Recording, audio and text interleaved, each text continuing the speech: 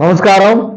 దేశంలో ప్రజాస్వామ్యాన్ని, రాజ్యాంగాన్ని, చట్టాలను, నిరుద్యోగాన్ని అడ్డుపెట్టుకుని దేశ ప్రజలను తప్పుదోవ పట్టిస్తూ సమయాన్ని వృధా చేస్తున్నటువంటి కొద్దిమంది నిరుద్యోగ యువతను ఉద్దేశించి సుప్రీంకోర్టు ప్రధాన న్యాయమూర్తి గారు బొద్దింకల్లాగా తయారవుతున్నారని వ్యాఖ్యానించారు.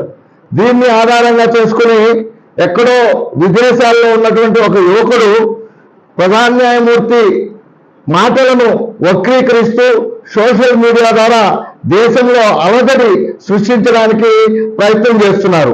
గతంలో కూడా ఇలాంటి అనేక విషయాలు జరిగాయి. కావున దేశంలో ఉండేటువంటి యువత జాగృతులై, చైతన్యవంతులై ఇలాంటి వారిని సోషల్ మీడియా ద్వారానే వారికి సమాధానం చెప్పాలి. ఇలాంటి దేశ ద్రోహ బొద్దింకులపై జన్జడ్ ఉద్యమం ఖచ్చితంగా జరగాలి. దీనికి దేశంలో ఉండేటువంటి యువతంతా నడుం బిగించాలి. కణం కణం మా క్షణం క్షణం దేశ మాతకే సమర్పణం.